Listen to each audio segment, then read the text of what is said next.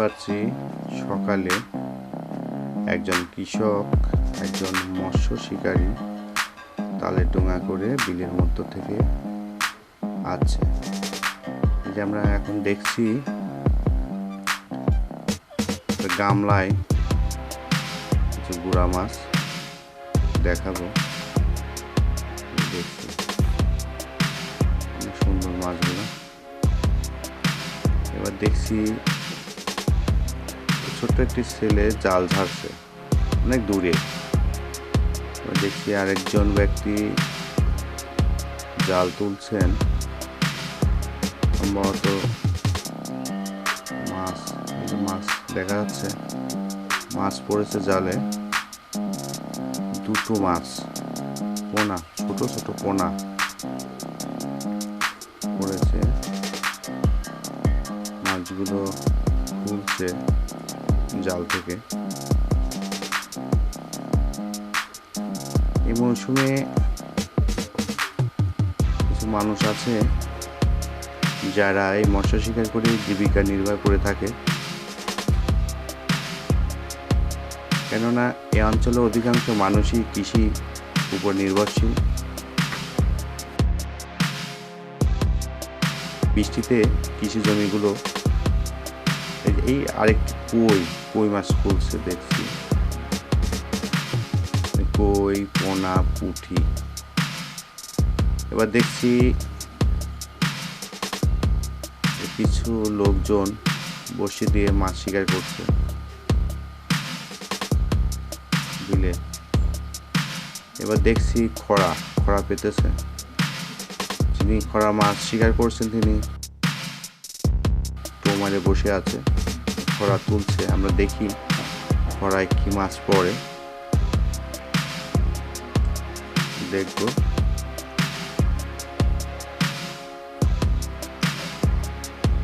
এখনো দেখতে পাচ্ছি না।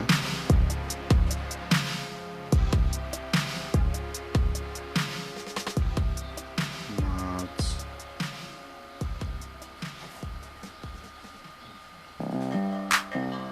অল্প কিছু মাছ, ছোট ছোট মাছ। একটা সময় ছিল বর্ষার পানি ঢুকতো এই বিলে, এইখানে স্রোত পড়তো, নদীর অনেক মাছ, বড় বড় মাছ পড়তো এই খরায়। মাছ সেই সময়টা বর্ষার পানি যেমন ঢুকতো, নদীর পানি ঢুকতো এই বিলে, একদিকে যেমন অনেক মাছ হতো, অন্যদিকে ওই নদীর ঘোলা পানি ঢোকার কারণে পলি জমে এই বিলে অনেক ফসল হতো। সেই সময়টা জমিতে সার ফাঁস খুব কম লাগতো। কিন্তু এখন পানি ঢোকে না, বরং বৃষ্টির পানি নিষ্কাশনের ব্যবস্থা না থাকায় এই যে বিলটা দেখছেন, এই বিলে প্রায় 500 বিঘা জমি পতিত হতে চলেছে। আমরা আবার দেখছি এই যে খরার মধ্যে একটা মাছ লাফ দিল জালের মধ্যে, কত মাছ পড়েছে।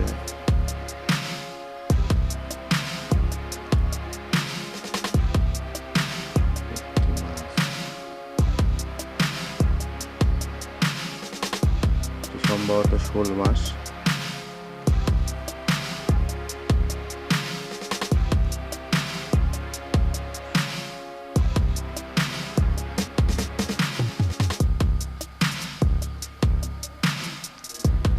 এবার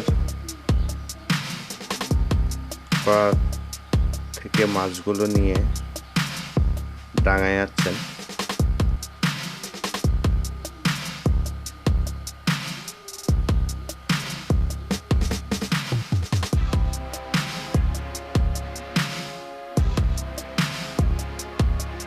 অন্যান্য মাছ দেখছি, মাছগুলো খরাতে পড়েছে, সুন্দর মাছ।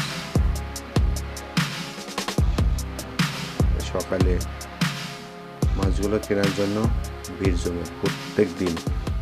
খরার মাছ নিতে হলে খুব সকালে আসতে হবে, এছাড়া মাছ পাওয়া যাবে না। মাছগুলো খুব সুস্বাদু।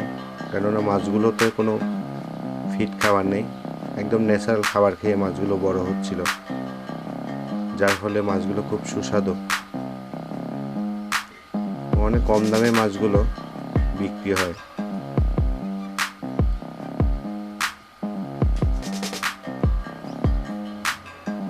আমরা দেখলাম